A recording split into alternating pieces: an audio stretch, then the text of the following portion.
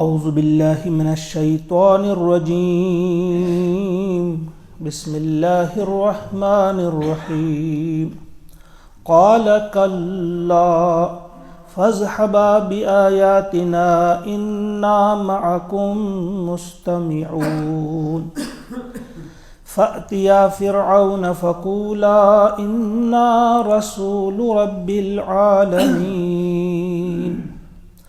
ان ارسل معنا بنی اسرائیل قال الم نربك فينا وليدا ولبثت فينا من عمرك سنين وفعلت فعلتك التي فعلت وأنت من الكافرين قال فعلتها إذا وأنا من الضالين ففررت منكم لما خفتكم فوهب لي ربي حكما وجعلني من المرسلين آمنت بالله صدق الله العظيم.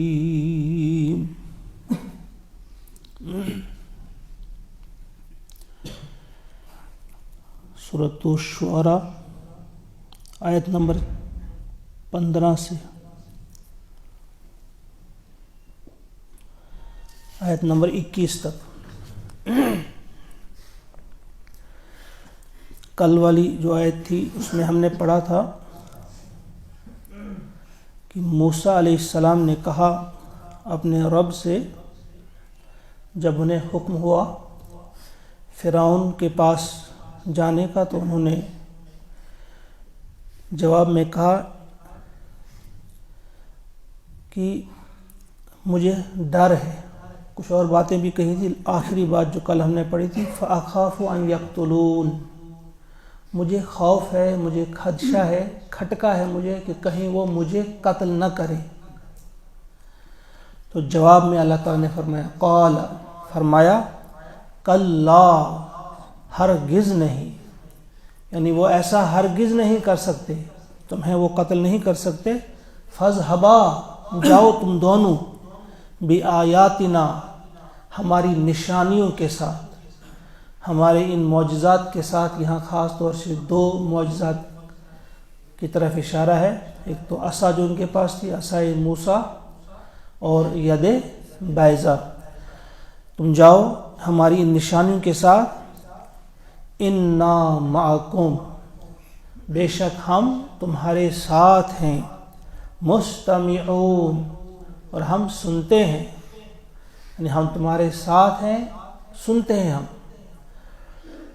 قرآن مقدس میں ایک اور جگہ بھی فرمایا کہ میں تم دونوں کے ساتھ ہوں. معکما اسمع و ارا، میں سنتا ہوں اور دیکھتا ہوں اور تمہارے ساتھ ہوں. تو جب یہ بات اللہ تبارک و تعالیٰ نے فرمائی تو اندازہ کریں آپ کہ کس قدر تسلی، تشفی اور کس قدر ان کے دل کو اس سے راحت ملی ہوگی. سارے خوف دھل گئے ہوں گے، سارے اندیشے ختم ہو چکے ہوں گے جنہیں اللہ تعالیٰ کی معیت کا وعدہ کیا جا رہا ہو. یہ معیت جو ہے یہ معیت عامہ نہیں ہے. معیت عامہ یعنی ہر ایک کے ساتھ تو اللہ تعالیٰ ہے. یہ معیت خاصہ ہے. جب اللہ تعالیٰ فرما رہا ہے انا معکم مستمعون، یہ عام طرح کی معیت نہیں، یہ عام طرح کا ساتھ نہیں، وہ تو سب کے ساتھ ہے. اسے معیت خاصہ کہتے ہیں. اس کے معنی ہیں کہ وہ رافت اور نصرت اس میں شامل ہے. گویا یہ ساتھ کیا ہے کہ ہم آپ کی مدد کے لیے آپ کے ساتھ ہیں. تو پہلی بات فرمائی کہ آپ بے خوف ہو جاؤ، کوئی تمہیں قتل نہیں کر سکتا. تم دونوں جاؤ ہماری آیات کے ساتھ، ہماری نشانیوں کے ساتھ، ہم تمہارے ساتھ ہیں. انا معکم مستمعون، سنتے ہیں ہم سننے والے ہیں. فأتیا فرعون، تو تم دونوں جاؤ فرعون کے پاس.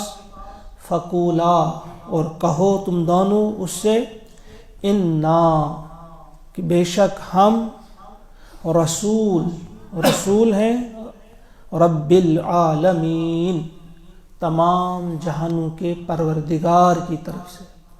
تم دونوں جاؤ اور ان سے کہو کہ ہم رب العالمین کے رسول ہیں۔ بہت ساری باتیں یہاں سے نکلتی ہیں، لیکن ایک بات کی طرف ہم تھوڑی سی توجہ کریں گے کہ دو بھائی ہیں یہ، موسیٰ علیہ السلام اور ہارون علیہ السلام۔ موسیٰ علیہ السلام نے جب دعا کی تو اپنے بھائی کے لیے دعا کی کہ اسے میرا مددگار بنا دے، میرا معاون اسے بنا دے۔ آج ہم اگر کہیں ہم میں سے کوئی ایک دو باتیں دین کی سکھا سکتا ہے تو وہ یہ چاہتا ہے کہ میں سکھاؤں اور پھر کوئی اور ہو دوسرا۔ اپنے بھائی کے بارے میں وہ یہ خیال نہیں رکھتا۔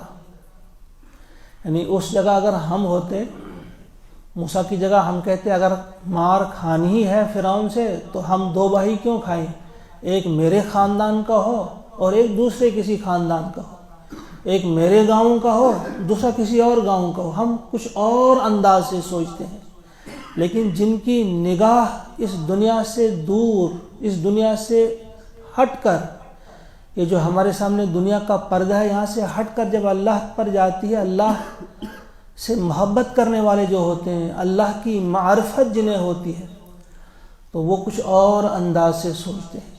وہ کہتے ہیں، وہ اس کام کو سب سے اہم اور سب سے فائدہ مند کام سمجھتے ہیں، اور پھر ان کے نزدیک یہ مسئلہ نہیں ہوتا ہے کہ ہمیں عزت آگے سے ملتی ہے، ہمیں گالیاں ملتی ہیں، ہمیں ہماری تعریفیں ہوتی ہیں، کوئی اس کی جانب ان کا کوئی خیال نہیں ہوتا۔ انہوں نے اپنے بھائی کے لیے کہا کہ ان کو میرا مددگار بنا دیجیے۔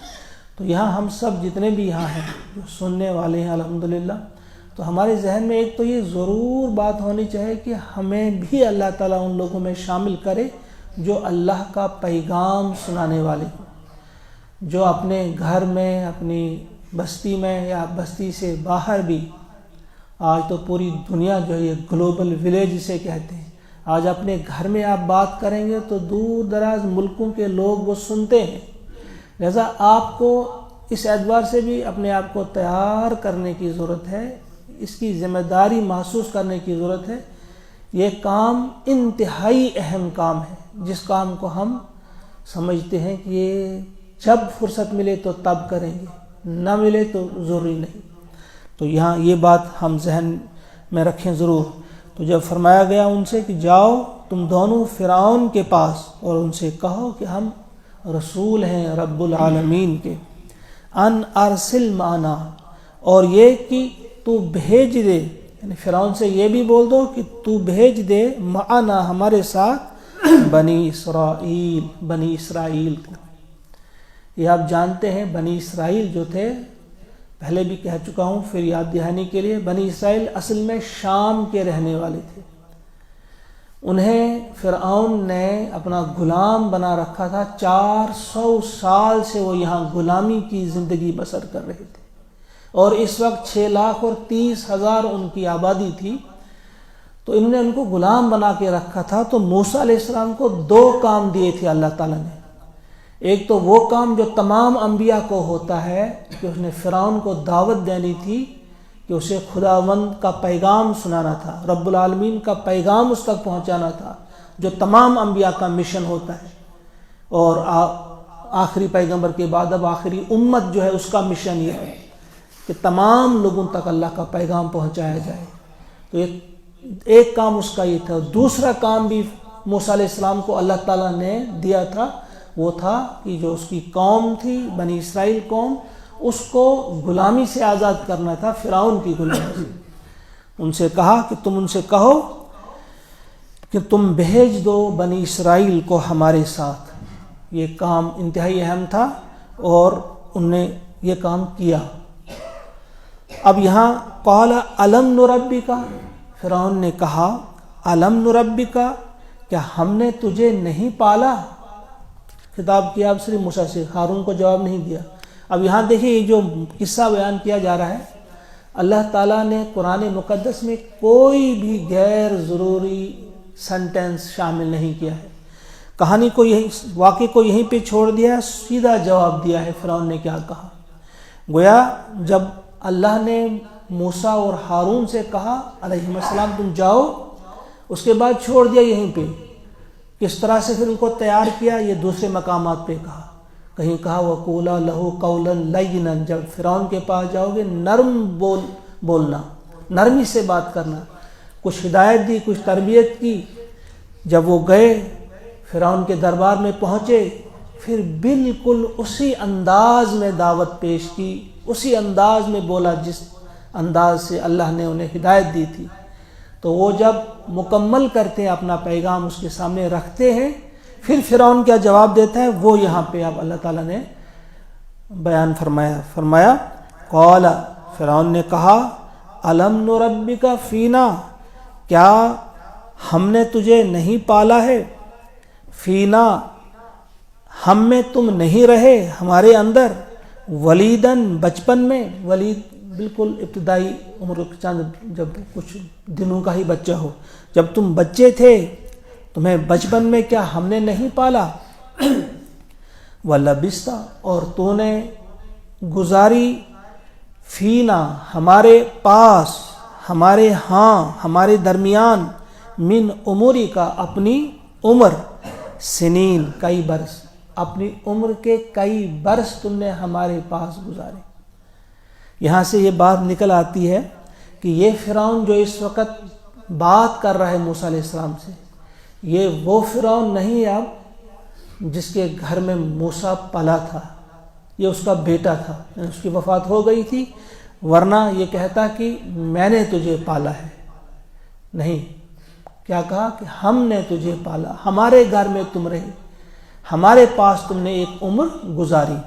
تو یہ جو فرعون اس وقت کا تھا اس کی وفات ہو گئی تھی، اب یہ اس کا بیٹا تھا جو اس وقت اس سے کہہ رہا ہے. بلکہ مفسرین نے کہا ہے کہ یہ ایک ساتھ کھیلے بھی، انہوں نے ایک ساتھ پڑھا بھی، انہوں نے ایک ساتھ زندگی بھی گزاری، یہ اس کا ایک قسم کا دوست بھی تھا، ایک ساتھ ہی ان کے جوان ہوئے تھے وہاں پہ. تو موسیٰ علیہ السلام فرعون کے پاس کتنی دیر رہے اس گھر میں، ان کے محل میں؟ تو مختلف روایات ہیں.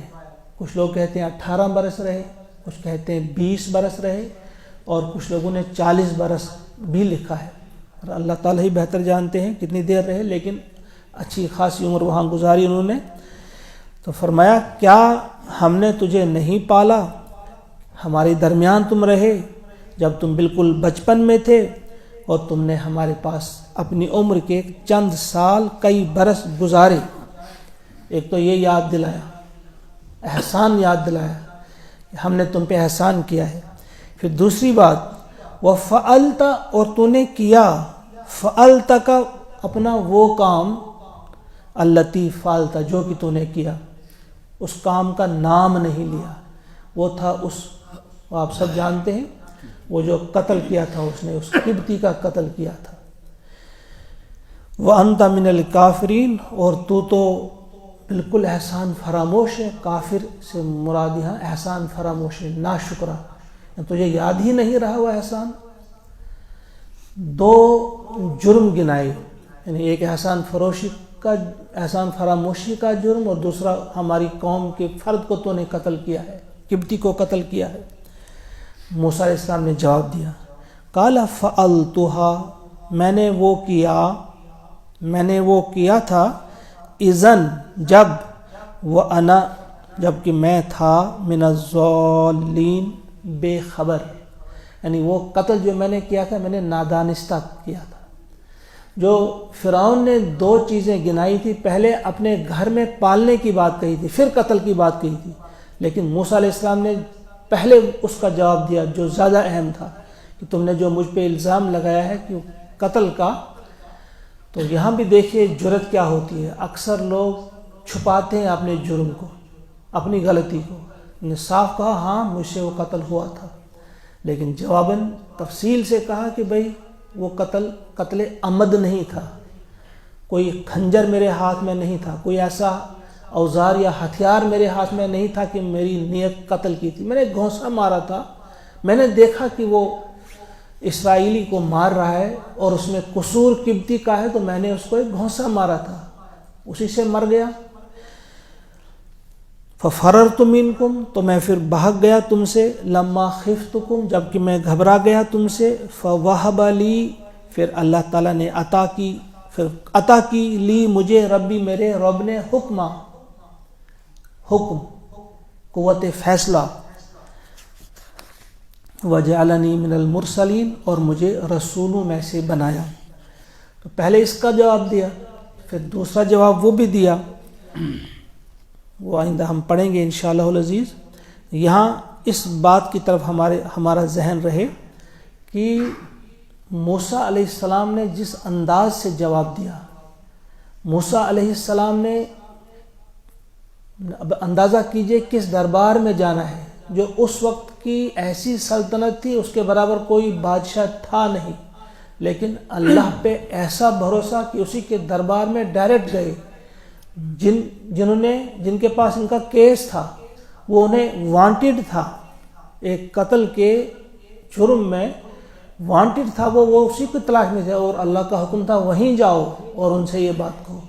یہ ہوتا ہے اللہ پہ بھروسہ کرنا۔ اس کے بعد اس کے پاس گئے اور ان سے یہ باتیں کیں اور دعوت دی، بڑے ہی بہتر ڈھنگ سے، اصل انداز میں انہوں نے وہ دعوت دی، اور فرمایا کہ میں تم سے اگر بھاگ گیا اس وقت، میرا کوئی ارادہ نہیں تھا کہ میں تمہیں کوئی نصیحت کروں، میں تمہیں کوئی بات سمجھاؤں، یا میں تم پر اپنی لیڈری کی دھونس جماؤں، ایسا نہیں تھا، بلکہ یہ اللہ تعالیٰ نے مجھے پھر عطا کیا، فوہب لی ربی حکما، اللہ تعالیٰ نے مجھے حکم عطا فرمایا، اور سے نبوت بھی کہا جاتا ہے، وَجَعَلَنِي مِنَ الْمُرْسَلِينَ، اور مجھے رسولوں میں شامل کیا، یعنی مجھے رسول بنا کر تمہارے پاس بھیجا۔ لہذا اس لیے میں آیا ہوں، خود سے نہیں آیا ہوں، اللہ کا بھیجا ہوا ہوں۔ اللہ تعالیٰ سے دعا ہے کہ ہم سب کو توفیق عطا فرمائے کہ ہم ان آیات کو سمجھنے میں کامیاب ہو جائیں، اور وہ فائدہ اٹھانے میں کامیاب ہو جائیں جو اللہ تبارک و تعالیٰ چاہتا ہے۔ جس قسم کا نور وہ چاہتا ہے کہ ہمارے دلوں میں آئے، اسی اللہ سے ہماری دعا ہے کہ اسی نور سے ہمارے دلوں کو منور کر دے۔ ربنا تقبل منا انک انت السمیع العلیم، سبحان ربک رب العزت عما یصفون، وسلام علی المرسلین، والحمد للہ۔ السلام علیکم ورحمۃ اللہ۔